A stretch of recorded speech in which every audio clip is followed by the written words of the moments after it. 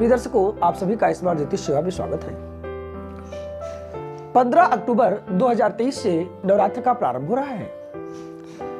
ये 9 दिन का नवरात्र है। इसमें घर घर माता की पूजा होती है। माता आपकी पूजा की उनको भूख नहीं है, तुम्हारा भाव चाहिए उनको, तुम्हारा प्रेम चाहिए उनको। आज मैं आप सभी को नवरात्र पूजा की सबसे सरल विधि जो हर एक गृहस्थ कर सकता है बहुत आराम से, उस विधि को मैं यहां बता रहा हूं। उसे आप सभी लोग बहुत ही ध्यानपूर्वक सुने और उसी तरह से करें, क्योंकि विस्तार से अगर बताया जाए और विधिवत आपको बताया जाए तो हर व्यक्ति ना तो वो कर सकता है, ना तो हर भक्त उस विधान को ठीक से समझ सकता है। हाँ, बहुत से विद्वान लोग हैं जो उसी विधि से करते हैं, लेकिन मैंने फिर कहा कि भक्ति भाव इन दो चीजों का विशेष योगदान है मां की पूजा में। आपको बता दें, नवरात्र पूजन में बहुत ही सरल विधि है, और वो क्या है कि प्रातः काल स्नान करके अपने मंदिर को सबसे पहले सजाना है। तुम्हारे पास पैसा नहीं है, कोई बात नहीं, धन पास से नहीं यदि निर्धन है, श्रद्धा के पुष्प चढ़ा देना। मां को तो श्रद्धा के पुष्प की ही आवश्यकता है। 9 दिन ये अत्यधिक महत्वपूर्ण है मां के नवरात्रों की। इसमें एक चौकी आप व्यवस्थित कीजिए, नहीं चौकी है तो आप आसन पटरा रख करके बना सकते हैं, कोई लकड़ी की सामान है उस पर रख के बना सकते हैं, क्योंकि मां को सजाना है, बुलाना है और मां का श्रृंगार करना है, मां के मंदिर का श्रृंगार करना है। हमें भाव की आवश्यकता है।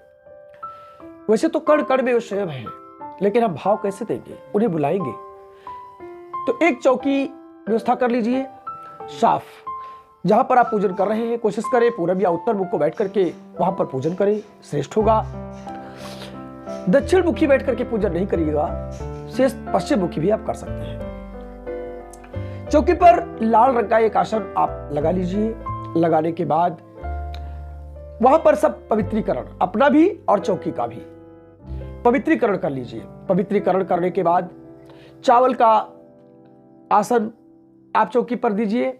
चावलों से आसन दे करके उस पर आप माता जी की मूर्ति रख दीजिए। देखिए, मैं विधिवत बता रहा हूं, आप ऐसे करें जैसे बता रहा हूं, और एक बहुत ही ऐसी सरल विधि है कि हर एक व्यक्ति कर सकता, हर एक भक्त कर सकता है। उसी चौकी पर एक तरफ एक कटोरे में या मिट्टी का कोई भी पात्र हो, उसमें मिट्टी, साफ मिट्टी लेकर के जौ के ज्वारे बो दीजिए, जिससे वो उग जाए। जौ के ज्वारे अवश्य ही चौकी पर रखना चाहिए, उनको उगाना चाहिए। ये शुभ होता है, हरियाली का प्रतीक होता है, सुख और समृद्धि का प्रतीक होता है, खुशी का प्रतीक होता है। और इसके बाद क्या करना है, कलश की स्थापना करनी है। आप कलश में विधिवत पूरी व्यवस्था नहीं कर सकते हैं नित्य कर्म पूजा प्रकाश में, तो विधिवत एक एक चीज दी गई है। भाव अर्पित कीजिए। आप एक लोटे में थोड़ा सा गंगा जल, उसके बाद अपने घर का जल डाल दीजिए। डालने के बाद उसमें लौंग, इलायची, सुपारी, दूब, हल्दी, एक सिक्का, इतना डाल दीजिए। उस पात्र में डालने के बाद उसमें एक कलावा अवश्य ही आप लपेट दीजिए। लाल धागा, लाल कलावा, लाल पीला कोई भी हो। ज्वारे में भी कलावा लगाइए। ज्वारे जो आप बर्तन पात्र आपने ज्वारे जिसमें बोए हैं उसको, उसमें भी आप कलावा लगाइए। और कलावा लगा करके इन सभी पूजा में जो भी पात्र आप ले रहे हैं उन सबको स्वस्तिक से सजा जरूर दीजिए। आप केवल रोली या हल्दी से भी स्वस्तिक बना सकते हैं। लाल कुमकुम है तो उससे भी स्वस्तिक बनाया जा सकता है। इतना करने के बाद आप उसमें आम का पत्ता, अब देखिए यहां पर ध्यान दीजिएगा, आम का पत्ता या तो 5 पत्ते आप आम के उसमें डाल दीजिए, या तो 5 पत्ते डालने का मतलब पत्ते जल्दी सूख जाते हैं, इसलिए अगर टहनी युक्त कोई पत्ते मिल जाए, 5, 7, 9, 11 किसी प्रकार से हो, उस टहनी में जो लगे होते हैं ना वो जल्दी सूखते नहीं है, इसलिए टहनी में लगे हुए पत्ते अगर मिल जाए तो टहनी सहित आप कलश में डाल दीजिए। इसके बाद चावल की कटोरी पर, चावल की कटोरी आप लीजिए जिसमें चावल भरे हुए हो, यानी इसको पूर्ण पात्र कहा जाता है। पूर्ण पात्र आप बनाइए उस लोटे के ऊपर रखने के लिए। उसमें एक चावल से भरी हुई कटोरी आप उस कलश के ऊपर रख दीजिए। कलश को विधिवत श्रृंगारित कीजिए, यानी श्रृंगार से युक्त कर दीजिए। फिर लाल रोली डाल करके और थोड़े से चावल रख लीजिए। रगे हुए चावलों से और कुछ सादे चावल मिला करके आप उस पर चाहो तो अष्टदल कमल बना लो। नहीं अष्टदल कमल है तो आप यूं ही चावल रख करके उसी पर आसन दे दीजिए कलश को, कलश उसी चावलों पर रख दीजिए। माता जी का एक फोटो चित्र हो, कोई जरूरी कि नया हो, पुराना है वो भी चलेगा, उस फोटो को भी उसके नीचे भी आप चावल अवश्य रखिए। अच्छा, ये आसन देने की प्रक्रिया, आसन जरूर दीजिए। इसके बाद गणेश जी का आसन देना बहुत जरूरी होता है। गणेश जी का कोई फोटो हो, कोई मूर्ति हो, अगर नहीं है तो एक सुपारी में कलावा लपेट करके उसे आप गणेश जी का नाम लेकर के और चावलों के ऊपर उन्हें भी आसन दे दीजिए। वैसे कहते हैं कि गणेश जी के लिए आसन की व्यवस्था दूब, हरी दूब की करनी चाहिए। हरी दूब की व्यवस्था कर सकते हैं, उसको आसन के लिए दे सकते हैं, और चावल भी और हरी दूब भी। फिर आता है नवग्रह स्थापना। नवग्रह स्थापना में आवश्यक नहीं कि आप जो पुस्तकों में लिखा है आप उस तरह से करें, जबकि मैं साधारण विधि बता रहा हूं तो साधारण विधि ही आप सुन लीजिए। नवग्रह के लिए 9 सुपारी ले लीजिए और चावलों की 9 ढेरी बना लीजिए। 9 ढेरियों पर 9 सुपारी एक एक करके आप रख दीजिए और उस पर यह नवग्रह की स्थापना आपकी पूरी हो जाती है। तो गणेश जी की साथ स्थापना हो गई, माता जी की स्थापना हो गई, कलश की स्थापना हो गई, ज्वारे की स्थापना हो गई और नवग्रह की स्थापना हो गई। अब क्या करना है, दीपक, एक दीपक घी का और अगर हो सके तो एक तेल का 9 दिन जगाना चाहिए। ऐसा क्यों? कहते हैं देवी माता महालक्ष्मी, माता दुर्गा, इनको जहां घी का दीपक, वहीं पर माता काली के लिए तेल का दीपक अवश्य ही जगाना चाहिए। अगर आप 9 दिन अखंड दीपक जगा सकते हैं तो अच्छी बात है, अगर नहीं जगा सकते हैं तो प्रातः और शाम दोनों टाइम ये दोनों दीपक अवश्य ही आप जगाइए। इसके अलावा घी का दीपक है उसमें हो सके तो आप लाल कलावा, सूती कलावा, उसकी बत्ती ही डालें, उसकी बत्ती का ही प्रयोग करें। और जो तेल का दीपक है उसमें आप रुई की बत्ती का प्रयोग करें, लाभप्रद होगा। अखंड ज्योत बना करके उसको भी चावल के ऊपर ही स्थान दीजिए, उसको चावल के ऊपर स्थान दीजिए और उसमें भी आप कलावा लपेटिए, कलावा से उसको, और उसमें भी स्वस्तिक, छोटा सा स्वस्तिक भी बनाइए दीपक पर भी। क्योंकि ये एक चौकी का जो होता है वो श्रृंगार हो जाता है, जहां पर आप छोटा सा एक मंदिर बना रहे हैं मां के नाम से, वो एक श्रृंगार हो जाता है और उस स्थान को आप सजा लीजिए। सजाने के बाद ये सारी व्यवस्था हो गई। अब आपको पूजन करना है। पूजन करने में सबसे पहले आप स्वस्तिवाचन का पाठ करें। स्वस्तिवाचन का पाठ अगर आप करते हैं तो बहुत अच्छा है, और अगर आप नहीं कर पाते तो कोई बात नहीं है। आप माता जी का स्मरण करते हुए, गणेश और माता गौरी का स्मरण करते हुए थोड़े से अक्षत लीजिए और मन ही मन बोलिए, मां मैं आपकी पूजा करने जा रहा हूं, आप पूजा स्थान पर विराजमान हो, आपके लिए आसन समर्पित है, आपके लिए यहाँ पर छोटा सा मंदिर है जिसको मैंने बनाया है। हे मां आप आए आप और मेरी पूजा स्वीकार करें और हम पर कृपा करें, हम पूरे परिवार पर कृपा करें। इसके बाद संकल्प, चाहो तो संस्कृत में भी संकल्प होता है, ले सकते हो, और अगर वो नहीं है तो आप यूं ही सादा संकल्प, हाथ में जल ले लीजिए और अपना माता जी का ध्यान करते हुए, हाथ में जल लेकर के माता जी का ध्यान करके और माता जी का ध्यान करते हुए मन ही मन एक मानसिक संकल्प ले लीजिए कि हे मां मेरा ये नाम है, मैं इस नगर में रहता हूं और यहां पर मैं पूजा करने जा रहा हूं। हे मां आपकी जो पूजा करने जा रहा हूं उस पूजा को माता स्वीकार कीजिएगा।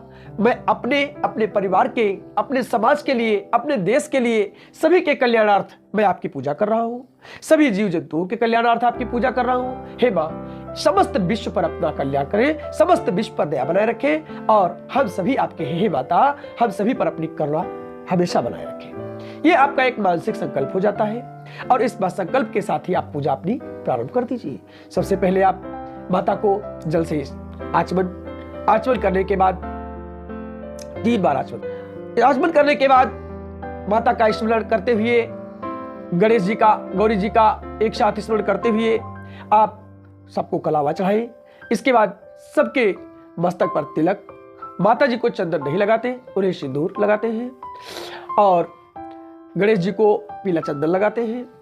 नवग्रह को और सब जगह पर आप चंदन और सिंदूर से पूजन कीजिए। देवी माता को केवल सिंदूर ही अर्पित कीजिए। इसके बाद तिलक लगाने के बाद क्या करना है, माता जी को एक फूल, सुगंधित पुष्प, कहते हैं माता को गुड़हल का फूल अति प्रिय है, तो गुड़हल हो, गुलाब हो, इनमें से कोई भी फूल माता जी को अर्पित करें। गेंदा हो, गेंदा भी अर्पित कर सकते हैं, सुगंधित फूल हो। शेष एक एक फूल सब कहीं आपको अर्पित करना है, यहां तक कि दीपक को भी एक फूल अर्पित करना है और दीपक को सबसे पहले ही आपको प्रणाम करना है। दीपक जगा करके उसको प्रणाम करना है। भो दीपाय नमः बोलते हुए एक फूल चढ़ा करके आप मन ही मन उसको नमस्कार कीजिए। इसके बाद जनेऊ, गणेश जी पर जनेऊ चढ़ाइए, नवग्रह पर जनेऊ चढ़ाइए। माता जी को लाल कलावा हो या लाल वस्त्र हो वो अर्पित कीजिए।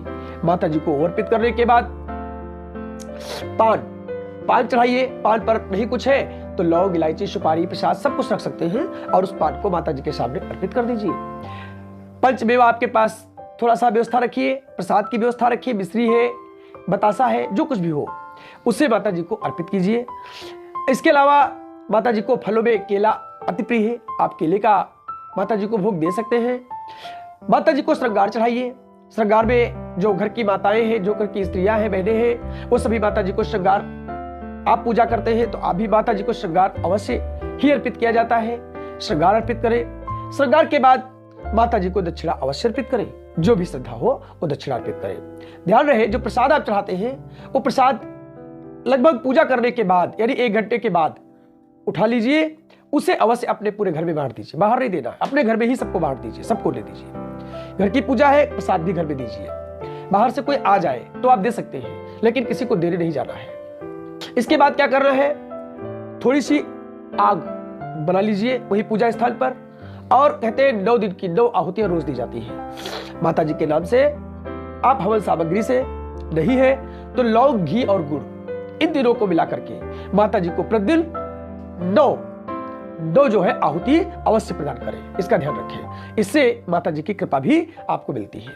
लास्ट में आचमन कर लीजिए। आचमन के बाद हाथ जोड़िए और माता से कह दीजिए कि हे मां, मैंने आपकी पूजा की है, आपकी कृपा से जो कुछ मालूम था मैंने वही किया है, इसमें कोई गलती हो हे मां तो क्षमा कर देना। ये क्षमा प्रार्थना कर लीजिए। क्षमा करना प्रार्थना करने के बाद मां की आरती कीजिए। पहले गणेश जी की आरती, उसके बाद माता जी की आरती। ये आरती पहले दिन अवश्य करना है। ध्यान रहे 9 दिन तक पूजा का जो चौकी आपने बनाई है उस चौकी का कोई भी सामान नहीं हटाना है, विशेष करके जो मेन सामान है, मुख्य सामान, क्योंकि फूल आप प्रतिदिन हटाना है, प्रसाद प्रतिदिन हटाना है। मुख्य सामान में क्या आता है, जैसे कलश, ज्वार, माता जी का फोटो, गणेश जी का चित्र और नवग्रह स्थापना और दीपक, इन्हें बिल्कुल नहीं हटाना है, ये ध्यान रखिएगा। इन्हें रख करके माता जी की विधि विधान से आप पूजा कीजिए 9 दिन तक। प्रसाद प्रतिदिन अर्पित कीजिए, सुबह कीजिए, 1 घंटे बाद उठाकर घर में सबको बांट दीजिए। शाम को फिर भोग लगाइए। सुबह शाम प्रतिदिन आरती कीजिए, दीपक जगाइए। अगर अखंड दीपक जगा रहे हैं तो ध्यान रखिए 2 दीपक जगाएंगे तभी काम चलेगा, और अगर 1 दीपक सुबह शाम ही जगा रहे हैं तो आप जैसे पूजा कर रहे हैं ऐसे ही 9 दिन तक करते रहें। और लास्ट दिन 9वें दिन आप विधिवत माता की पूजा के बाद किसी ब्राह्मण से, अथवा स्वयं कर पाए तो ठीक है, नहीं कर पाए तो किसी ब्राह्मण से आप हवन अवश्य करवाएं। ये 6 महीने में नवरात्र जो पढ़ते हैं, नवरात्र के बाद हवन अवश्य, एक हवन घर के अंदर अवश्य होना चाहिए। घर की जो ऊर्जा होती है, सकारात्मक ऊर्जा, वो बढ़ जाती है, नकारात्मक ऊर्जा दूर हो जाती है और पूरे घर की उन्नति और प्रगति होती है, माता की कृपा प्राप्त होती है, रोग दोग कष्ट बाधाएं सब दूर हो जाते हैं। ये पूजा वर्ष में 2 बार माता जी की अवश्य करनी चाहिए। ये साधारण विधि है, बहुत सरल विधि, हर एक गृहस्थ इस पूजा को कर सकता है। अगर आप करेंगे तो निश्चित ही माता जी की कृपा आपके पूरे परिवार पर अवश्य होगी। ध्यान रखें, फिर कह दे रहा हूं, भाव और भक्ति से की आवश्यकता है, पैसे की नहीं। मैंने जो पूजा बताई है ये भी बहुत सरल विधि से बता दी कि हर एक गृहस्थ से कर सकता है।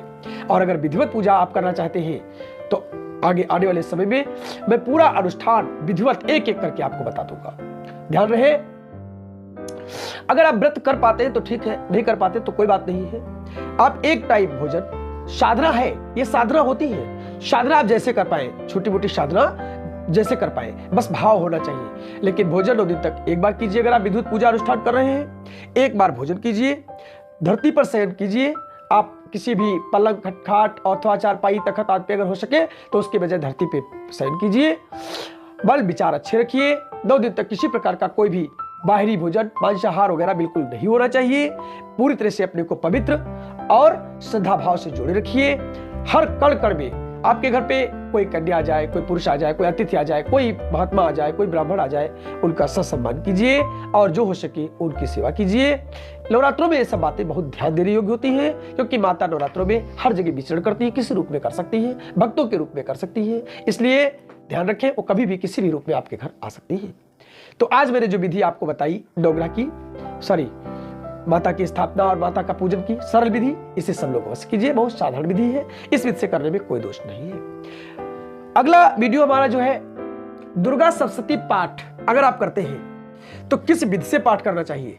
जो लोग सक्षम है, जो लोग संस्कृत पढ़ सकते हैं, वो अवश्य ही मेरा अगला वीडियो अवश्य देखें, क्योंकि मैं बहुत ही सरल विधि और विधिवत आपको माता दुर्गा के सप्तशती जो पाठ होता है उसकी विधि में अगली वीडियो में आपको बता रहा हूं। अवश्य सीखें, अवश्य देखें, बाकायदा पुस्तक से आपको बता रहा हूं। नमस्कार।